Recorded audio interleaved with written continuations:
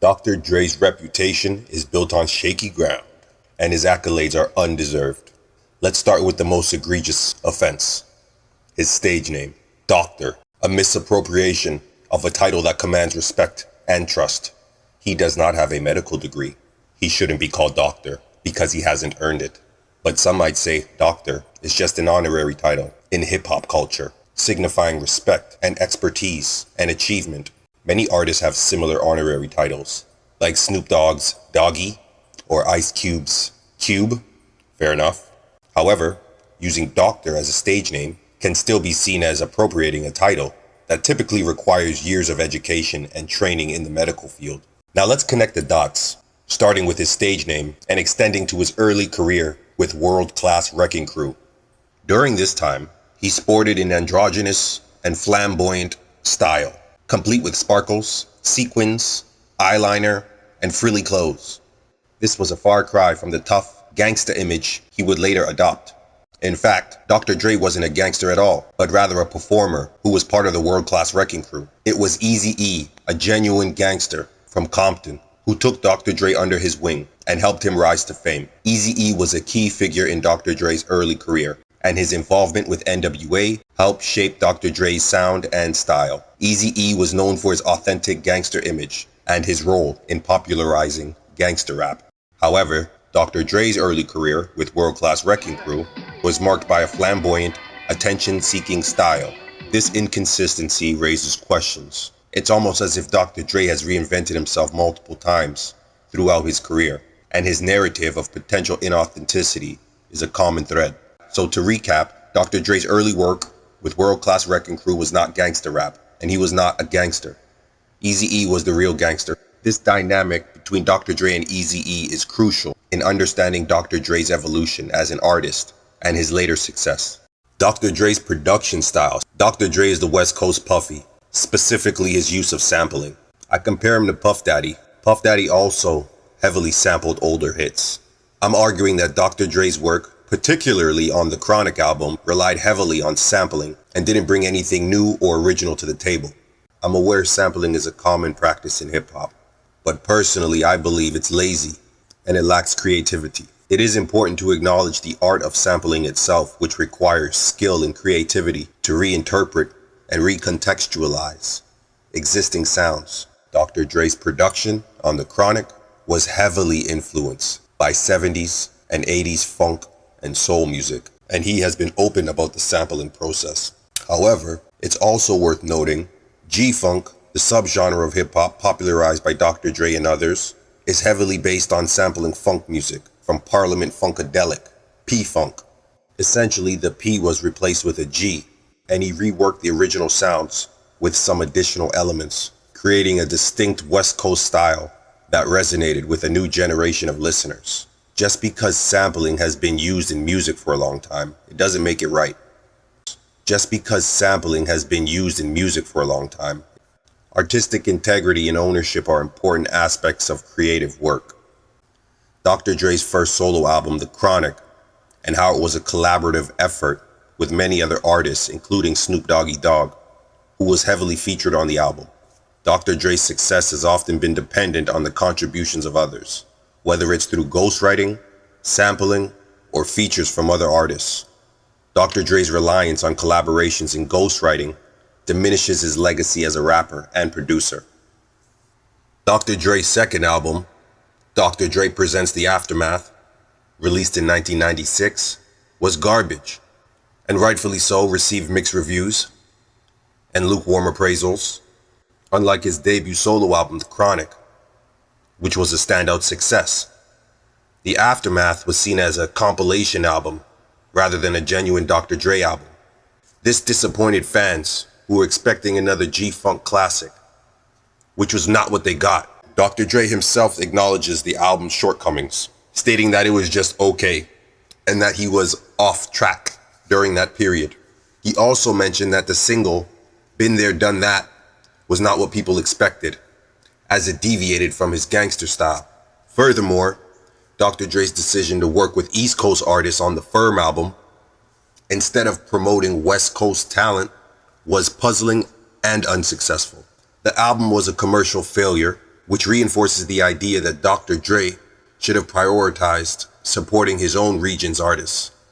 In an interview, Dr. Dre attributed the album's failure to problems in the studio, including limited time with the artists and difficulties with Foxy Brown's schedule. However, this doesn't excuse the fact that Dr. Dre didn't prioritize West Coast artists. Dr. Dre's decision to collaborate with Eminem, a white rapper from Detroit, was a calculated business move that prioritized financial interests over supporting black artists from the West Coast. The choice contradicts his roots and claims of representing the West Coast hip-hop scene, as he overlooked talented artists from Compton, Long Beach, Watts, Crenshaw, the Bay. Dr. Dre's actions seem to prioritize commercial success and personal gain over genuinely supporting artists and uplifting the West Coast. Furthermore, Dr. Dre's boss, Jimmy Iovine, a white Jewish man, likely played a significant role in this decision. It's essential to examine the power dynamics and financial interests that shape the music industry and hip-hop culture. The primary investors and stakeholders often have significant influence over the direction of culture and the types of artists who are promoted. Prioritizing profit over supporting black artists from the hood. This highlights the harsh reality of the music industry, where economic factors and demographics can influence the promotion and success of certain artists over others. The primary consumers of hip-hop music are often white kids in middle America, rather than black kids in the hood, who may not have the means to purchase music due to poverty and economic hardships. This raises important questions about the music industry's ethics and exploitation of the black artistry for financial gains. Dr. Dre's legacy is built on the success of others. His album Chronic. My first album, The Chronic, and the 2001 album, I believe I might be on like 4 or 5 songs. It sounds and appears like I'm on more because of the way I sequenced the song and His album Chronic 2001 features a multitude of guest artists, including Nate Dogg, Snoop Dogg, Eminem, Exhibit, and others. However, Dr. Dre himself is not the primary artist on many of the tracks.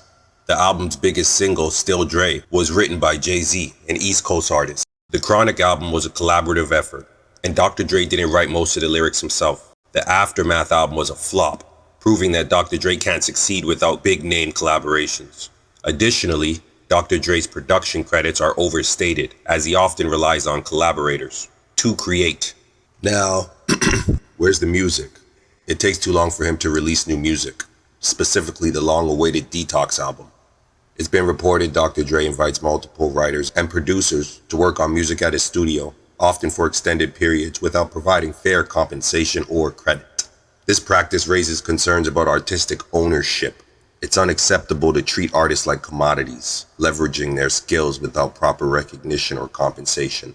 Regarding his vault, it's been alleged that Dr. Dre stores unreleased material created by others without properly compensating the original creators. Dr. Dre's priorities have shifted from creating music to profiting from other ventures. He's busy performing at the Super Bowl, making movies like Straight Outta Compton, which didn't quite live up to expectations, and developing video games. Meanwhile, the long-awaited Detox album remains unreleased. It's no secret Dr. Dre has a history of borrowing ideas from others.